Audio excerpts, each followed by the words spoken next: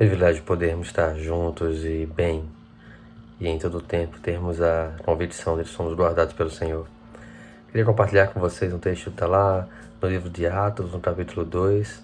Queria que pudéssemos fazer a leitura dos versos 38 ao verso 39. Diz assim a palavra do Senhor. Respondeu-lhes Pedro: arrependei-vos e cada um de vós seja batizado em nome de Jesus, para a remissão dos vossos pecados, e recebereis o dom do Espírito Santo. Pois para vós outros é a promessa, para vossos filhos e para todos os que ainda estão longe. Isto é, para quantos o Senhor, nosso Deus, chamar. Disse Plumer certa vez que o arrependimento pertence exclusivamente à religião dos pecadores. O arrependimento é algo que é inerente a um pecador. Não há arrependimento sem consciência de pecado. Quem nunca cometeu um pecado não tem do que se arrepender. Mas aos pecadores, estes sim, precisam, carecem da glória de Deus.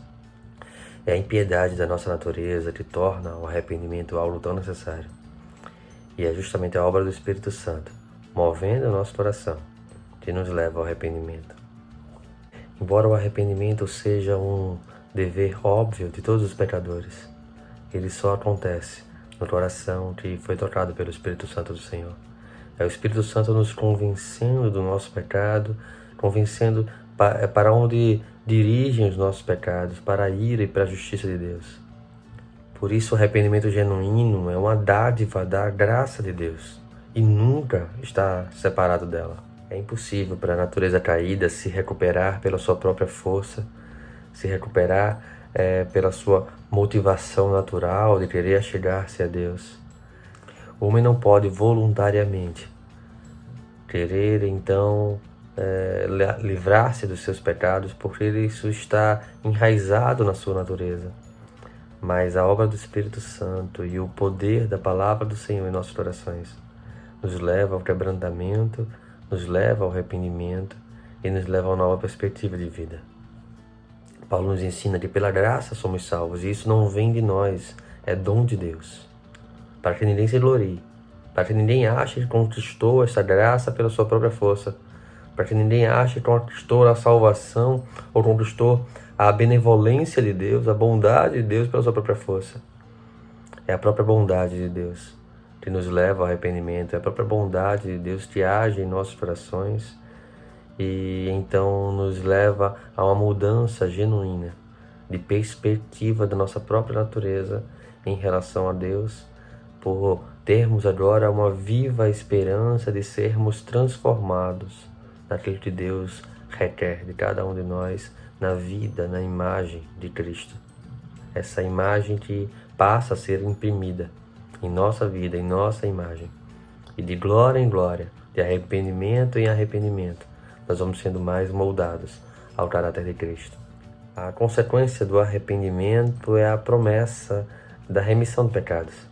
Essa é a verdadeira esperança do crente.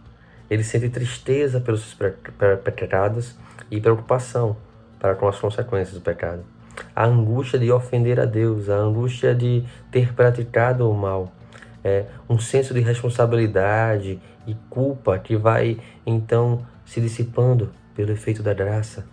E esse arrependimento vai nos levando a odiar o pecado, a olhar o pecado como Deus olha, a enxergar as falsas promessas e os seus prazeres e, olhando com os olhos de Deus, a odiarmos essas coisas porque elas nos afastam de Deus, elas nos levam para longe de Deus e ela é uma ofensa para com o nosso Senhor.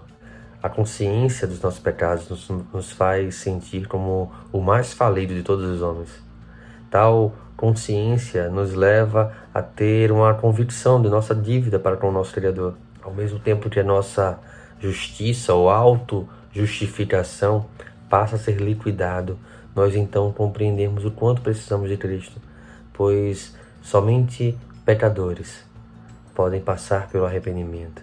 Somente pecadores podem buscar abrigo, arrependendo-se e crendo na salvação que Deus traz aos seus eleitos, que Deus promove por meio do sacrifício do seu único Filho, antes da fundação do mundo, antes do meu próprio pecado. Matthew Henry, comentando sobre arrependimento, um teólogo puritano, ele vai dizer: arrependei-vos. Essa é a tábua de salvação do naufrágio, que o sentimento desta culpa horrenda de ter matado a Jesus nos desperte para uma nova reflexão penitente sobre todos os nossos pecados. Essa deve ser a perspectiva do crente. O arrependimento é a nossa tábua de salvação.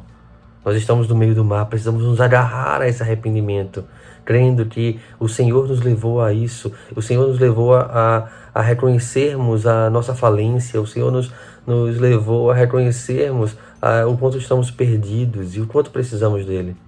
E o Senhor nos lança então a salvação, nos lança então o escape da condenação que antes o nosso coração estava inclinado para com ela. Nossos pecados são a nossa maior desgraça. Mas o sincero arrependimento, conduzido pelo Espírito Santo do Senhor, nos leva ao eterno consolo da graça de Deus. Depois que ouvistes a palavra da verdade, escreveu Paulo aos Efésios, o evangelho da vossa salvação, tendo nele também crido, fostes selados com o Espírito Santo da promessa. E a promessa de perdão do pecado é dom do Espírito Santo do Senhor. É a força que nos move à perseverança, é um chamado a comunhão com Cristo. Cada um de nós, onde nós estivermos, uma vez que passamos por este processo tão maravilhoso e ao mesmo tempo tão doloroso, de sermos levados à convicção dos nossos pecados e ao arrependimento por esses pecados, cada um de nós é então ligado um ao outro pelo Espírito Santo da promessa. Cada um de nós é ligado não somente um ao outro, mas é ligado diretamente a Cristo pela obra do Espírito Santo, que age em mim e no seu coração. Que Deus possa aplicar a sua palavra em nossos corações e tenha misericórdia de nós.